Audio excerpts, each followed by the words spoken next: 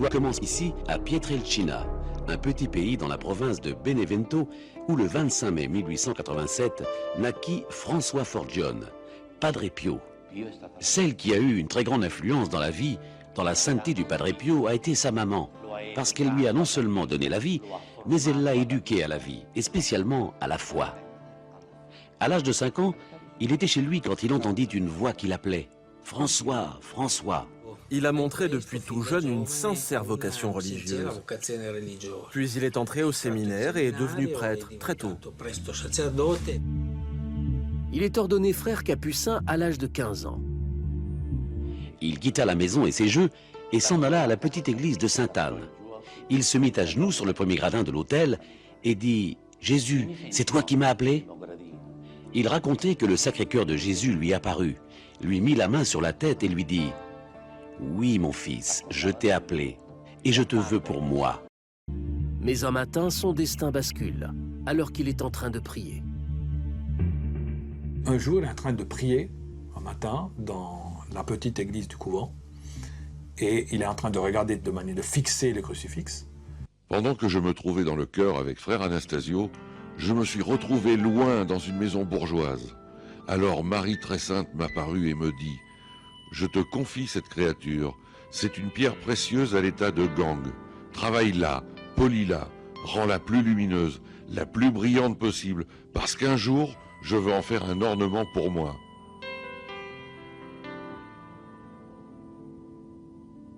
Comment cela sera-t-il possible? Je ne suis encore qu'un pauvre petit clerc.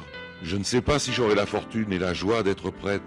Et même si je suis prêtre, comment pourrais-je penser à cet enfant, étant moi-même loin d'elle? Et la Madone ajouta, « Ne doute pas, ce sera elle qui viendra vers toi, mais d'abord tu la rencontreras à Saint-Pierre. » Après cela, je me suis de nouveau trouvé dans le chœur. C'est le matin du 20 septembre 1918, dans le silence de la prière, que Padre Pio va vivre pour la première fois ce que beaucoup appellent sans réticence un miracle. Il va revivre la passion du Christ. Dans de terribles souffrances, il va voir apparaître sur son corps les mêmes blessures que celles du Christ sur la croix. Au milieu de la paume de mes mains est apparu un peu de rouge, presque aussi grand qu'une pièce d'1 centime, accompagné d'une forte douleur aiguë.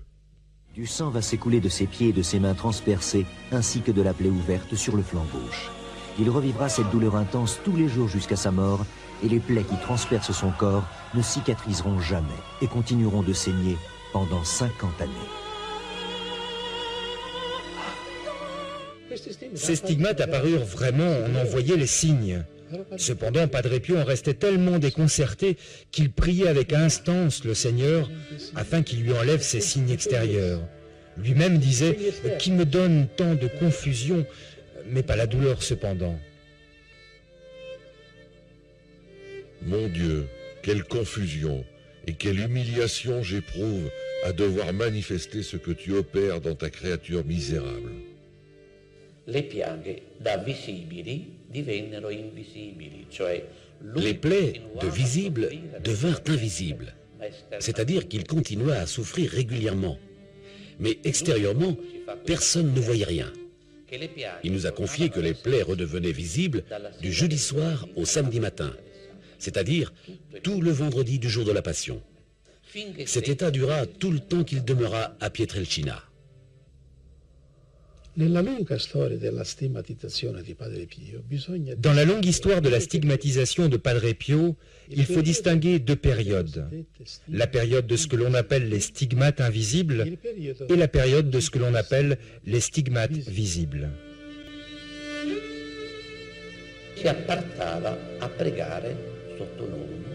Il s'apprêtait à prier sous l'orme. Sous cette orme, on lui avait fait une espèce de petite cabane pour le protéger des rayons du soleil et de la curiosité des gens.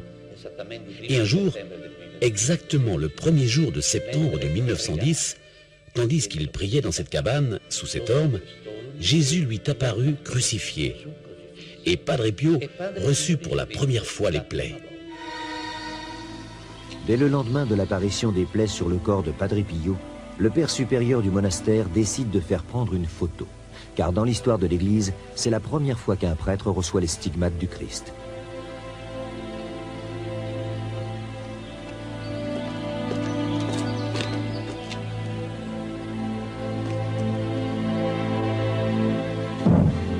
Ce jour-là, Padre Pio sait qu'il sera désormais victime de la curiosité du monde.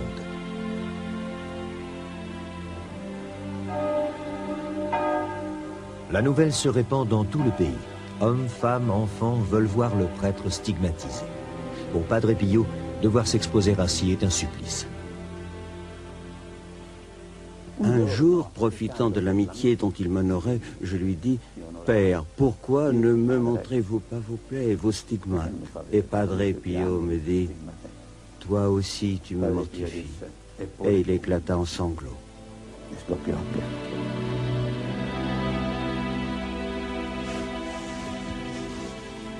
Chaque soir, dans la solitude de sa cellule, Padre Pio pense ses blessures divines.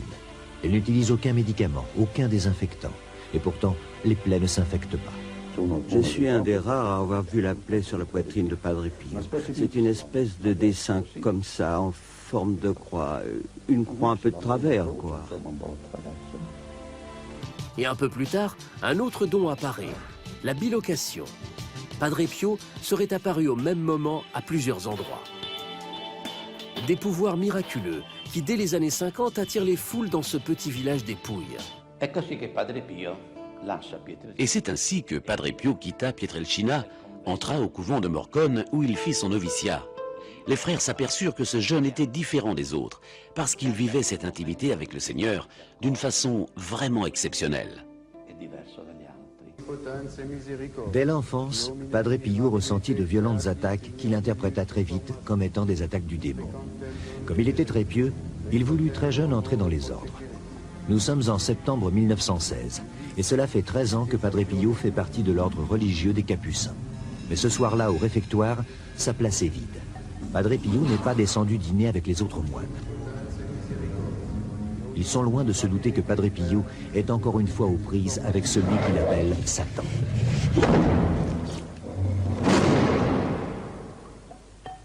Les moines sont stupéfaits. D'où proviennent ces violentes déflagrations? Frère Anastasio se précipite le premier. Il se doute que Padre Pio est en train de subir de nouveau les attaques forcenées de monstres invisibles.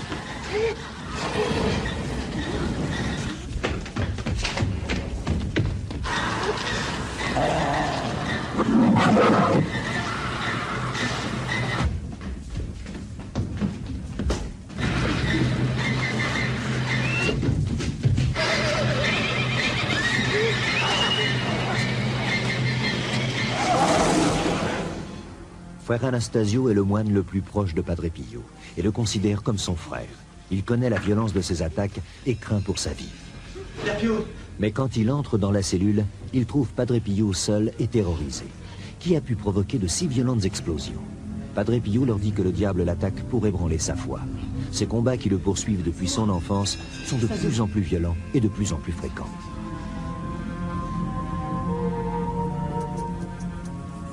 Quelle guerre Satan me fait. Combien de larmes, combien de soupirs j'adresse au ciel pour être délivré. Mais le démon continue. Alors, Paris.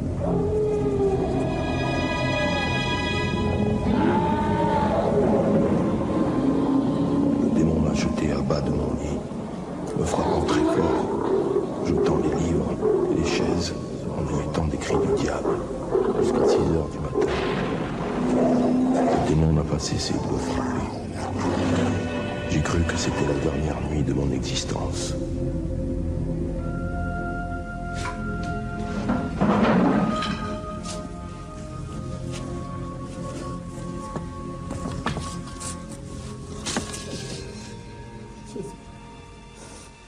Nous trouvions quelquefois Padre Pio par terre, comme si quelqu'un l'avait plaqué violemment au sol.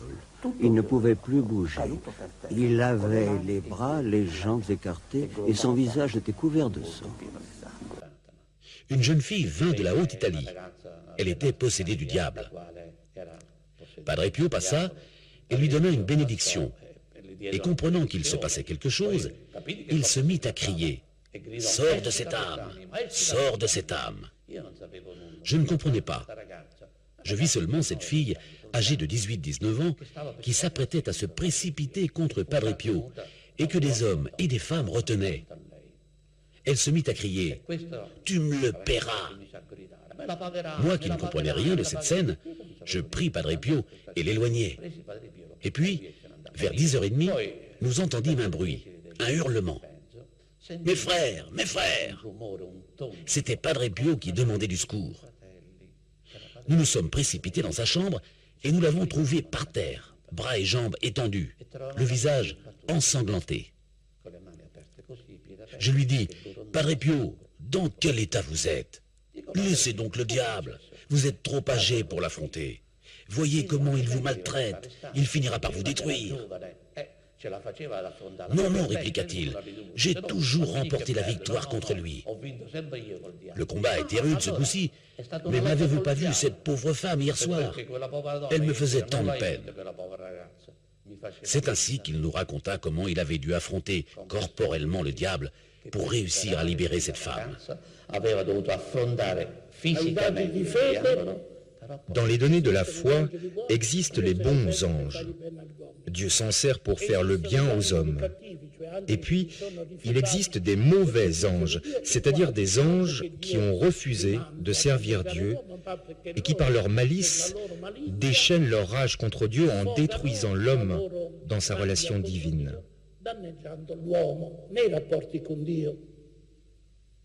La première et principale action diabolique est celle de s'insérer dans les suggestions, les défauts, les tendances imparfaites de l'homme, pour augmenter psychologiquement la force de la tentation.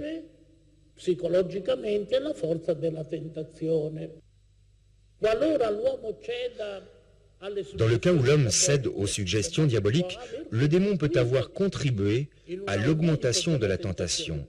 Cependant, la culpabilité est personnelle. 90% des personnes qui font du spiritisme s'en défendent parce qu'ils l'ont fait pour jouer.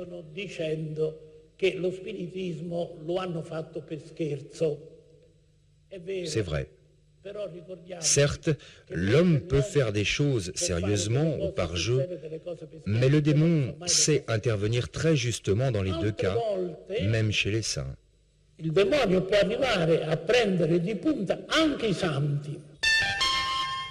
J'étais encore au lit lorsque je fus visité par ces Cosaques qui me battirent d'une façon tellement barbare que j'estime comme une grâce bien grande d'avoir pu les supporter sans mourir. Mais le bon Jésus qui a permis à Barbe-Bleue de me traiter de cette façon ne manqua pas ensuite de me consoler et de me fortifier dans l'esprit. La grandezza di Padre Pio va vista oggi. On regarde aujourd'hui la grandeur de Padre Pio sous une lumière que certains intellectuels ont peine à accepter, car on sait qu'aujourd'hui, l'existence du diable est remise en question, jusqu'à le nier. Au contraire, à commencer par Pietrelcina, dans la petite chambre Pia Romana à San Giovanni Rotondo, la vie de Padre Pio a été une lutte continuelle contre Satan. Grâce au ciel, c'est presque depuis Noël que mon estomac ne rejette plus rien, alors qu'auparavant, il ne gardait que l'eau. Par contre, la fièvre revient chaque soir si forte qu'elle provoque de fortes transpirations.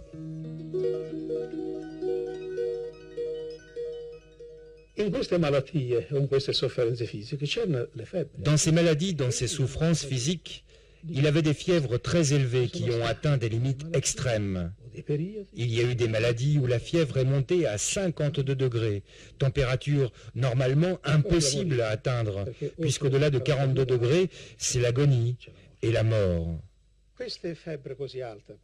Ces fièvres aussi élevées, 45, 48, 52 degrés, s'abaissaient soudainement et Padre Pio redevenait normal comme auparavant. C'était donc des fièvres qui venaient d'en haut, des fièvres mystérieuses que humainement nous ne pouvons pas expliquer et que les médecins ne se sont jamais expliquées, surtout quand le thermomètre qui servait à mesurer la température du padre éclatait.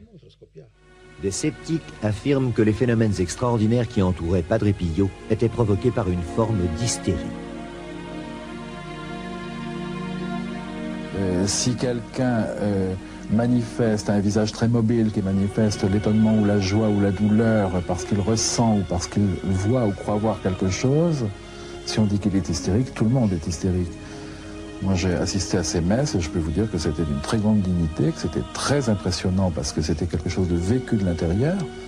Mais je ne crois pas qu'on puisse du tout dire que c'est hystérique, ça certainement pas.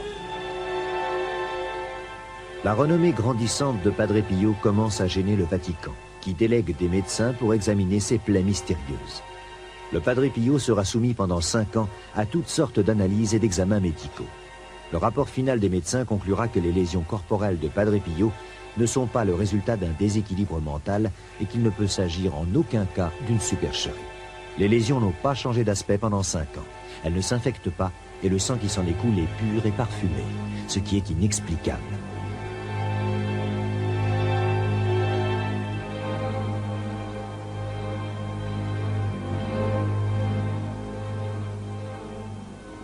Les médecins disaient, cet homme, avec toutes ses souffrances, il ne mange pas.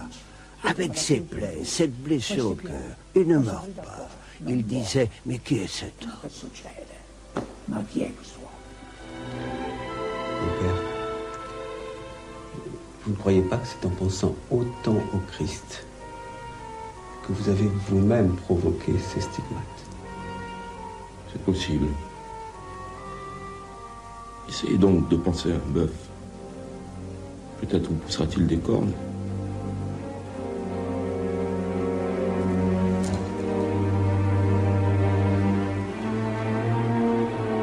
En dépit des conclusions médicales, le 16 mai 1923, le Vatican prononcera une condamnation formelle et publique interdisant à Padre Pio tout contact avec les fidèles. Pendant 10 ans, le prêtre ne pourra ni célébrer la messe, ni recevoir de confession. Il restera isolé dans sa cellule. Son seul réconfort sera la prière. Pourtant, les fidèles continuent de venir au monastère, espérant l'apercevoir. Enfin, le 14 juillet 1933, le Saint-Office lève son interdiction et le Padre Pio a de nouveau l'autorisation de célébrer la messe. Des milliers de fidèles attendent aux portes de l'église.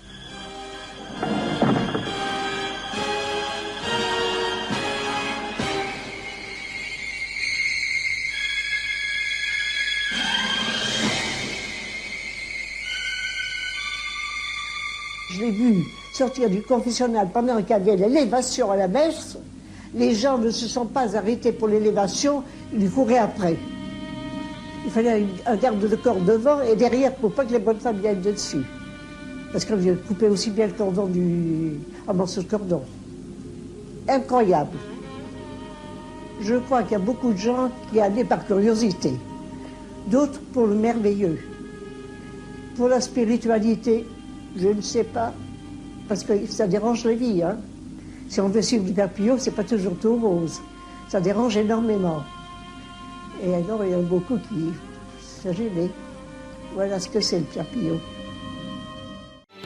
Padre Pio a à peine 30 ans que déjà dans toute l'Italie, on ne parle que de lui. Il aurait rendu la vue à un enfant aveugle. Certains affirment qu'il accomplit des miracles et du monde entier, des fidèles viennent chaque jour réclamer des grâces au Padre Pio. Les témoignages de guérison sont nombreux, comme pour la petite Gemma, qui était aveugle de naissance. Mon père, ma petite fille est aveugle, je vous en supplie, je vous en conjure.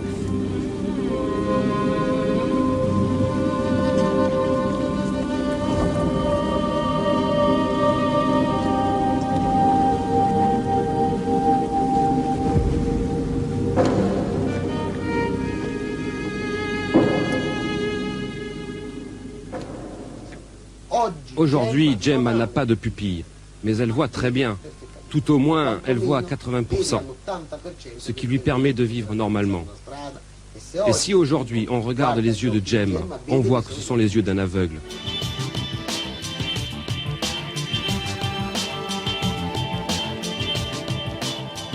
Les fidèles font des dons et des millions de lire sont amassés. Ils serviront entre autres à construire un immense hôpital pour accueillir les plus malades et les plus démunis.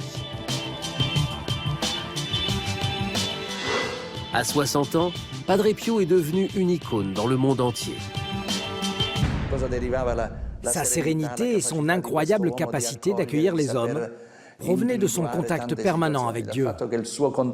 Il donnait aux hommes la possibilité de rencontrer l'amour de Dieu. De son vivant, on estime que 20 millions de catholiques sont venus assister à ses messes jusqu'à sa mort en 1968.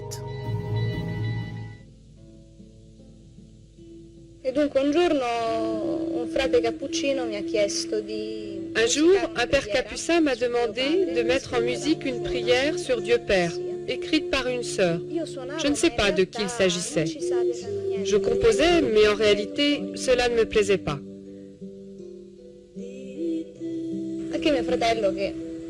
Il ne sortait rien de concret.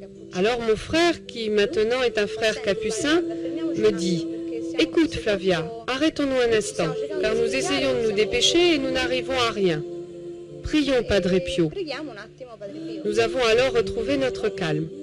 Mon frère a rebranché le magnétophone et j'ai commencé à jouer des accords pourtant très simples, mais très beaux.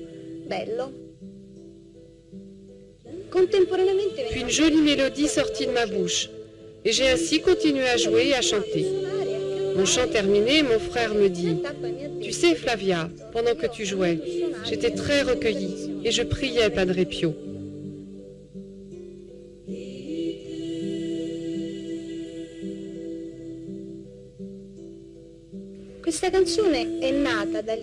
Cette composition musicale est donc née d'un seul jet. Heureusement, elle était enregistrée, car après, j'ai dû l'apprendre. Mais le Seigneur ne manqua pas de payer en retour son serviteur très fidèle. C'est justement dans la souffrance qu'il lui a concédé la grâce la plus grande, celle d'expier avec ses souffrances corporelles les fautes de ce siècle.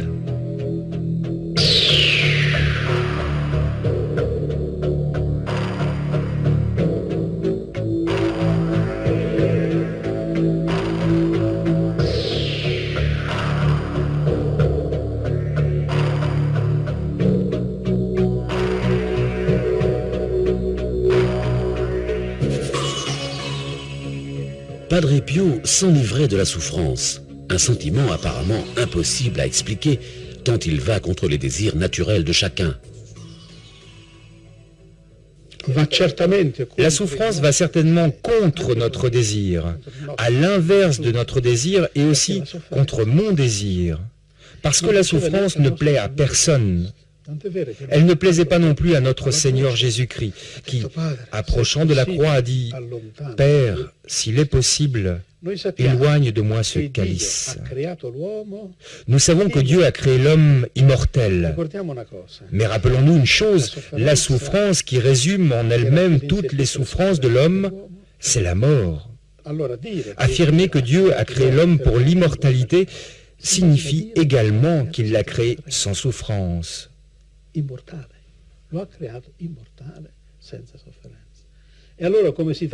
Alors, comment se fait-il que l'on trouve la souffrance sur la terre? À cause du péché de l'homme. La souffrance et la mort sont des fruits du péché et une conséquence du péché. Alors c'est une grande grâce d'accepter la souffrance pour détruire le péché, pour payer en retour le péché. Jésus nous en a donné un parfait exemple. Comme Jésus a embrassé la croix par amour, la souffrance embrassée par amour devient douce comme l'amour. La chose la plus douce pour nous les hommes, pour les femmes et pour tous les êtres humains, c'est l'amour. Si quelqu'un embrasse la souffrance par amour, la même souffrance devient douce comme l'amour. C'est cela que Padre Pio a dit. À cet auteur mystique, que je sache, aucun saint n'est parvenu.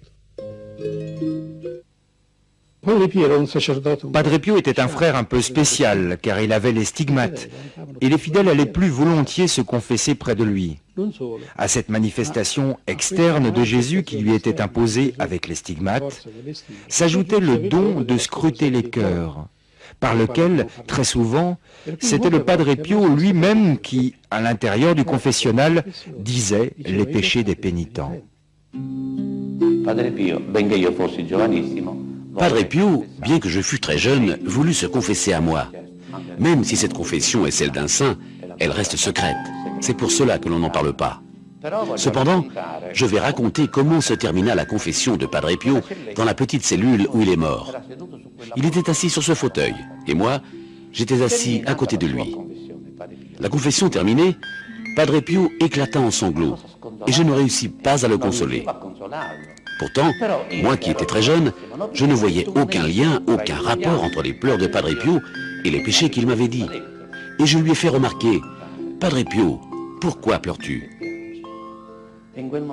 À ce moment, ce fut lui qui devint mon maître et me dit, « Hé mon fils, peut-être penses-tu que le péché c'est la transgression de la loi? Le péché, c'est la trahison de l'amour. » La violazione, il tradimento dell'amore. Non so perché, non so chi mi ha spinto, so che sono andato. La prima impressione che mi fece... Je ne sais pas pourquoi, je ne sais pas ce qui m'a poussé, mais j'y suis allé. Officiava la Santa Messa, piangeva. Je fus très impressionné de voir Padre Pio célébrant la messe en pleurant. Sempre con il padre che mi accompagnava. Quand la messe fut terminée, je suis allé à la sacristie avec le frère qui m'accompagnait. Je l'ai rencontré et il m'a regardé. Jamais je n'oublierai le regard de Padre Pio. J'avais 35 ans. Je n'étais plus un petit garçon. Je travaillais dans une entreprise de culture. J'étais habitué au spectacle, à voir et à rencontrer des personnages. Mais les yeux de Padre Pio n'étaient pas comme ceux des autres.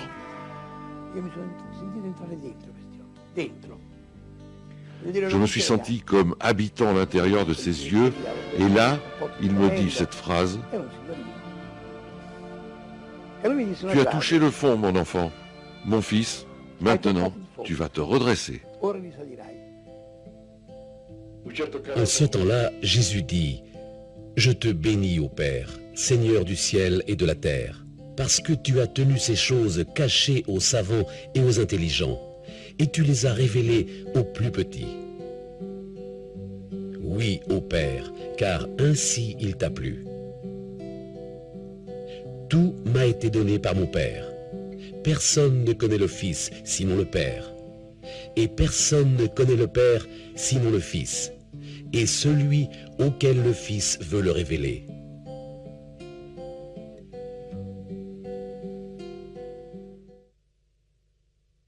Regardez, voyez quel rayonnement il a eu. Et tout ce peuple venu du monde entier réuni autour de lui. Peut-être parce qu'il était un philosophe, parce qu'il était savant, peut-être parce qu'il avait des moyens à sa disposition, parce qu'il disait la messe humblement, qu'il confessait du matin au soir, et qu'il est, et c'est une chose difficile à dire, représentant marqué des stigmates de notre Seigneur.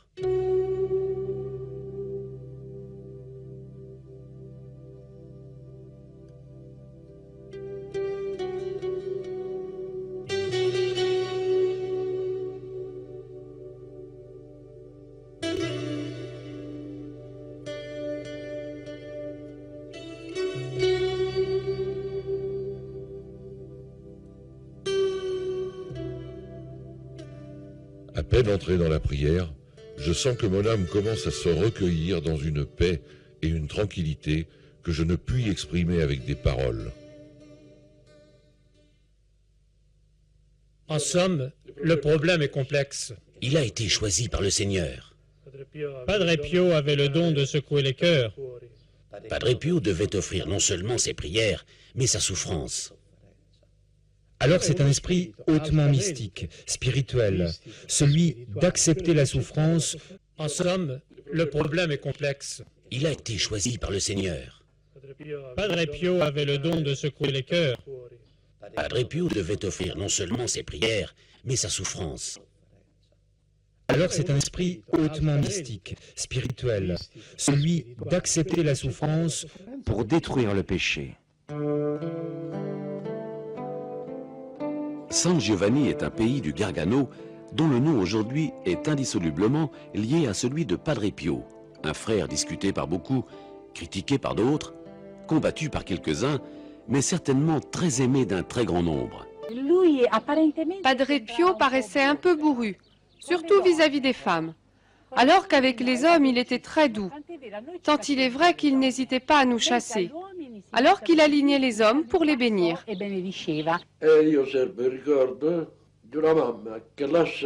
Moi, je conserve le souvenir d'une maman qui a laissé sa fille mourante chez elle et a couru désespérée chez Padre Pio. Elle put le rencontrer au confessionnal. Il se montra plutôt froid et ferma brusquement la grille du confessionnal. Imaginez le scandale, le bouleversement, le trouble de cette pauvre mère. Mais quand elle revint chez elle, elle retrouva sa fille vivante, ressuscitée, parfaitement guérie. Qu'était-il arrivé? Les grâces qu'il obtenait ainsi, il les payait cher par des tourments corporels. Le grazie, ma coinvolgeva anche gli interessati, perciò li maltrattava. 40 anni fa siamo venuti con un gruppo di amici con le moto. Il y a 40 ans, nous sommes venus en moto avec un groupe d'amis lorsque les routes n'étaient pas encore goudronnées. L'un de nos amis se permit de dire « Qu'est-ce qu'on fait là à attendre celui-là » Mais au moment où nous sommes allés nous faire bénir, Padre Pio arriva devant ce garçon et lui dit « Toi, va-t'en, parce que tu n'as pas la foi. »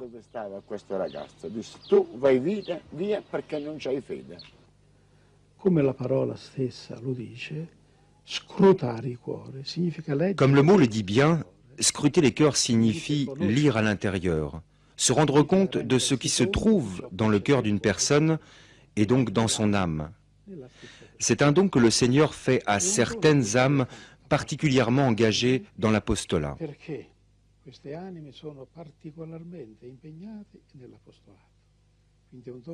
L'apostolat est un don que Dieu concède pour le bien des autres. Padre Pio a eu ce don par lequel il lisait dans les âmes et scrutait les consciences. Et il s'en servait pour porter les âmes plus facilement vers Dieu. De milliers de personnes qui ont rencontré cet homme, il n'y a aucun doute, c'est un saint. Francesco Forgione, plus connu sous le nom de Padre Pio, a vécu un destin exceptionnel. Ce fut le premier prêtre stigmatisé de notre temps qui, pendant 50 ans, eut les mêmes blessures que le Christ sur la croix. Il fut également, selon lui, torturé toute sa vie par le démon. Son existence fut une succession de phénomènes extraordinaires qui dérangent aujourd'hui encore les scientifiques et les religieux. C'est à la même époque que le Padre Pio va faire l'expérience d'un autre phénomène extraordinaire, la bilocation. Le moine se trouvera dans deux endroits différents au même moment. De nombreux témoins affirment l'avoir vu près d'eux alors qu'il se trouvait à des kilomètres, dans un monastère. L'un des témoignages les plus troublants a lieu en 1918, alors que l'armée italienne vient d'essuyer une terrible défaite. De sa cellule, Padre Pio ressent le désespoir de l'un des officiers, le général Cadorna. Il perçoit un danger. Son intense prière le transporte jusqu'à lui.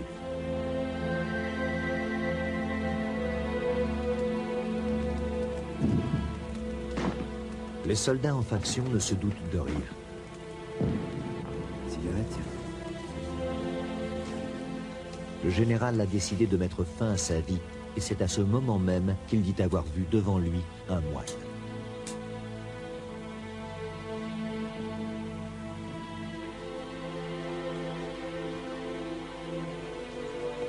En général, on ne fait pas cette bêtise. Cette apparition a arrêté le geste terrible que s'apprêtait à commettre l'officier. Il sait qu'il n'a pas rêvé, mais les soldats n'ont vu personne entrer dans la tente. Le général Cadorna ne pourra pas oublier ce moine. Il ne peut s'expliquer ni comment il est entré, ni comment il est sorti de sa tente. C'est avec stupéfaction que quelques temps plus tard, le général découvre dans un article l'existence de Padre Pio. Il croit reconnaître le moine qui l'a sauvé. Pour en avoir le cœur net, il se rend au monastère. Il veut être sûr que c'est bien Padre Pio qui est venu à son secours ce soir de désespoir. Tenez, justement, le voilà. Le général reconnaîtra son sauveur, car Padre Pio refera exactement le même geste en le voyant.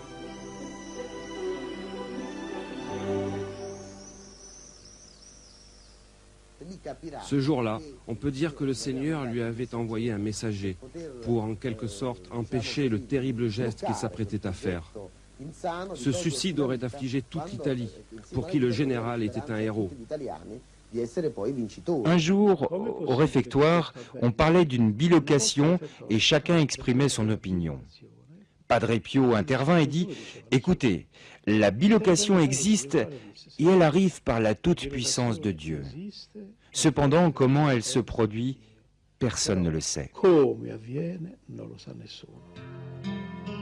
Il y a plusieurs jours, il m'est arrivé un fait insolite.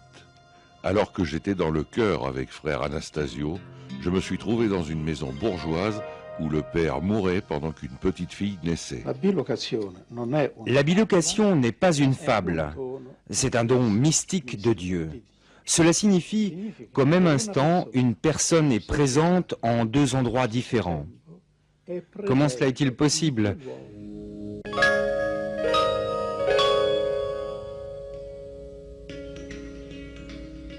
Et si Padre Pio, pour participer à la passion de Jésus, ne s'est pas épargné dans la souffrance, il fit tout pour l'épargner aux autres, en érigeant un vrai et propre monument à la lutte contre la souffrance.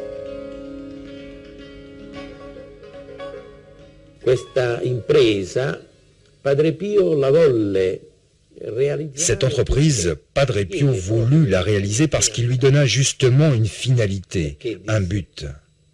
Il dit, ce fleuve de charité qui arrive à San Giovanni Rotondo doit être réalisé pour aller à la rencontre des malades et de ceux qui souffrent.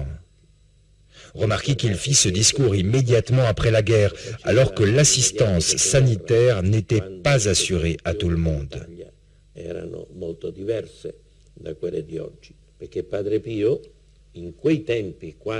Il disait, il faut assister tout le monde, spécialement les plus pauvres.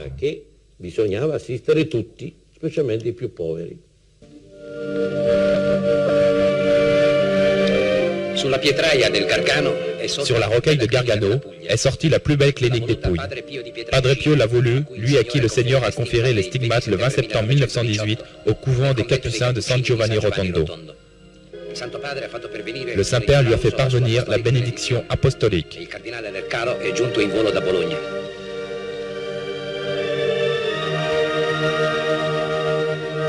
Padre Pio a célébré la Sainte Messe qui dure 1h30 sous les colonnes de la clinique devant une foule imposante et devant de nombreuses autorités. Ainsi, le demi-sou que Padre Pio a donné le 10 janvier 1940 à ses fidèles collaborateurs s'est transformé en 16 ans en 1,5 milliard. Cette grandiose œuvre, qui naît de la charité, a coûté autant.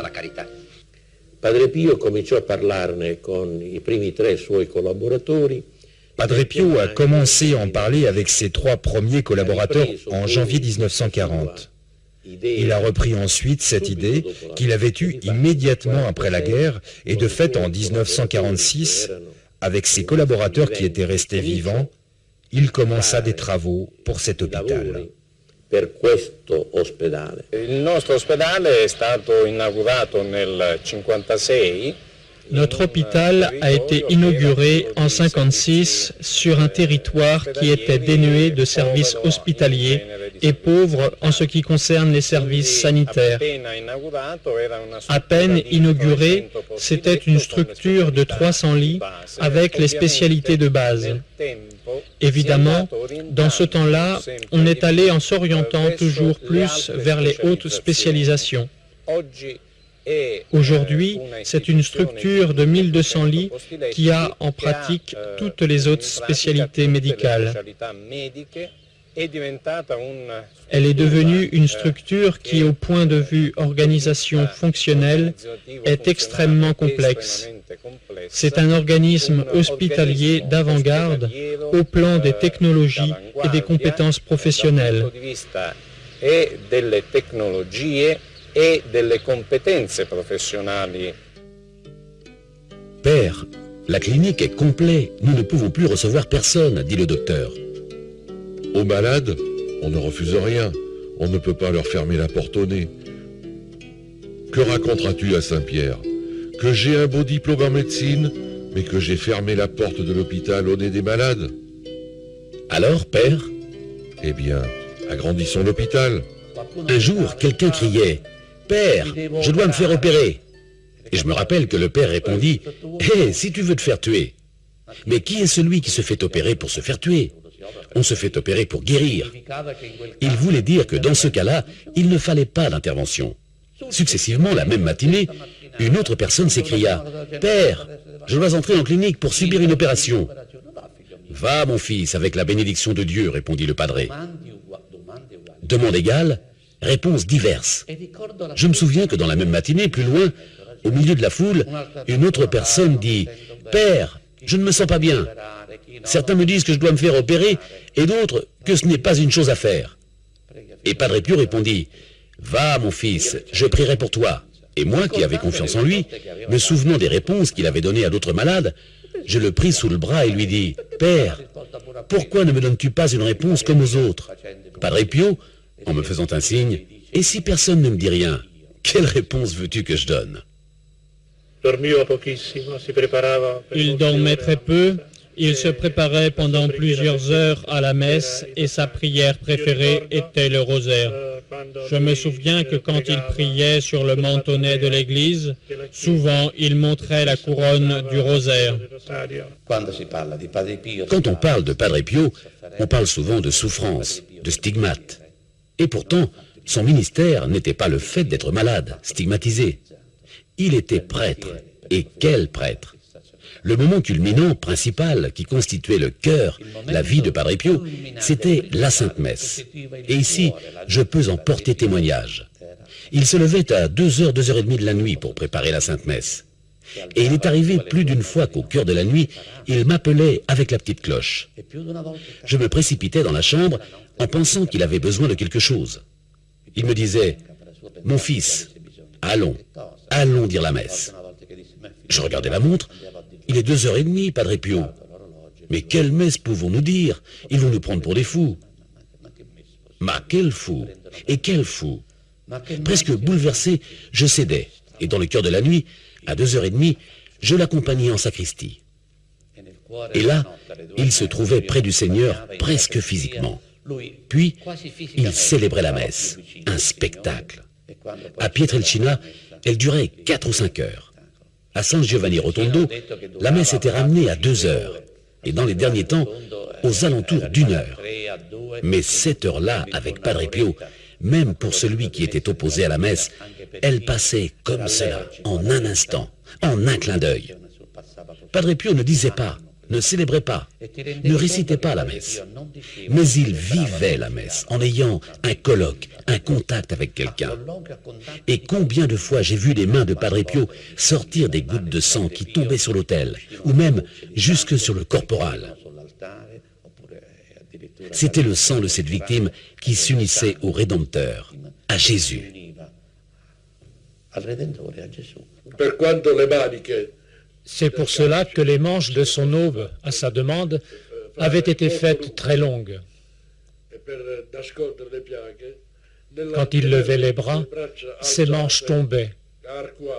Et parfois, en lui servant la messe, je pouvais voir le sang couler le long du poignet.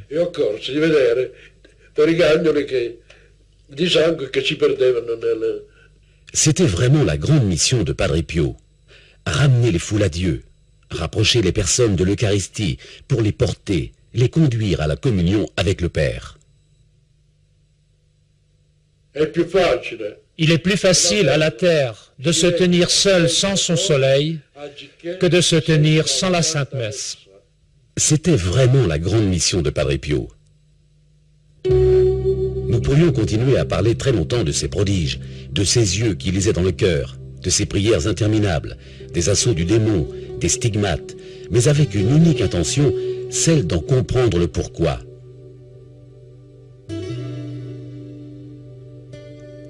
Comprendre que derrière chaque prière, chaque guérison, chaque confession, chaque goutte de sang versée des blessures des mains, des pieds et du côté, il y avait une offrande faite par Padre Pio à Dieu avec le cœur. Comprendre que dans les chairs mêmes de Padre Pio s'accomplissait à chaque instant de sa vie le sacrifice de la passion du Christ, qui chaque jour se renouvelait en chaque messe, chaque fois que le prêtre consacre le pain et le vin en les transformant au corps et au sang du Christ.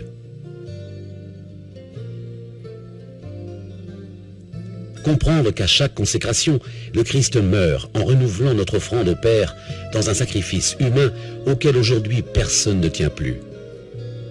C'est la raison pour laquelle il passe indifférent devant les églises qui embellissent les villes, en oubliant que là, à l'intérieur, dans les alentours de l'autel majeur, dans une petite boîte fermée à clé, Jésus se contente de rester à nous attendre. Dieu vivant au milieu de nous, venu pour détruire la mort et pour nous donner le message le plus simple et en même temps le plus difficile à accueillir. Aimez-vous. Padre Pio est le plus grand saint de tous les temps. Et sa grandeur a été mesurée à la même mesure que la grandeur des temps. Lily Favre a été aux côtés du Padre Pio pendant 13 ans. À la dernière messe qu'il a célébrée, elle a été témoin de la disparition totale des stigmates. La dernière messe, la main droite n'avait plus rien.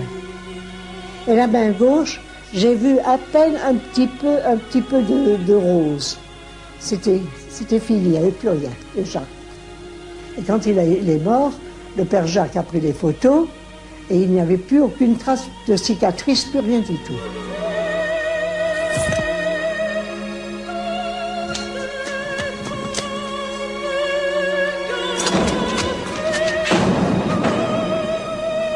Pio!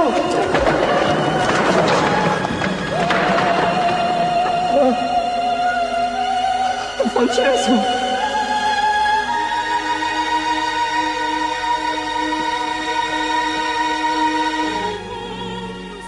Ainsi, de façon inexplicable, peu avant sa mort, les blessures que portait Padre Pio depuis 50 ans ont complètement disparu de son corps.